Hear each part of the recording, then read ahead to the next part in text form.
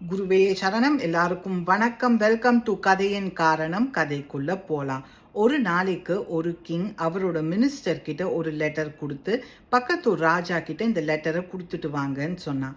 அந்த minister 2 days travel பண்ணி அந்த லெட்டரை பக்கத்தூர் ராஜா கிட்ட கொடுத்துட்டு திரும்பி ஒரு ஃபாரஸ்ட் வழியா ஹி கேம் பேக்.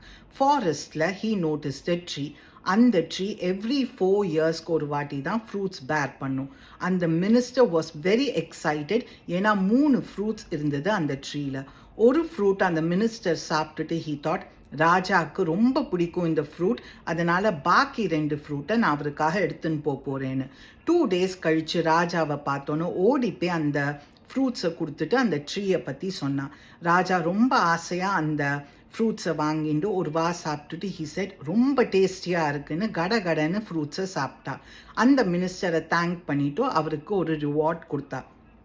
மினிஸ்டர் போனோன்னு குவீன் வந்து கிங் கிட்ட சொன்னா, எனக்கு இன்னைக்கு தான் தெரியும் நீங்கள் இவ்வளோ செல்ஃபிஷ்னு.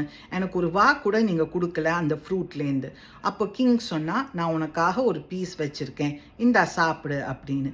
குவீன் அதை சாப்பிட்டோன்னே ஷி வாஸ் லைக், ஐயோ நன்னாவே இல்லையே, இதை எப்படி நீங்கள் இவ்வளோ ஃபாஸ்ட்டாக சாப்பிட்டேன்னு.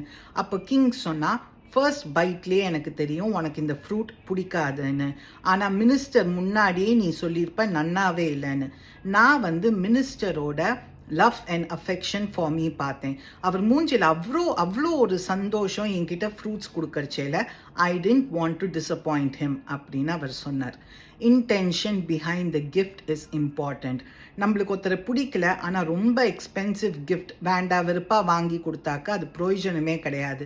ஏன்னா நம்மளோட நெகட்டிவ் வைப்ஸ் அந்த கிஃப்டில் இருக்கும்.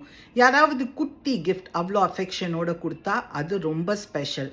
By God's grace, people who receive the precious gift called time from their loved ones every day are really lucky. நீங்கள் எவ்வளோ முடியுமோ உங்களோட டைமை உங்கள் லவ்ட் ஒன்ஸ்க்கு கொடுங்க. நீங்கள் வேறு ஏதாவது இந்த ஸ்டோரியில் இந்த லேர்ன் பண்ணாக்க கமெண்ட் பண்ணுங்கள். Let's share our thoughts. Have a good day. குருவே சரணம்.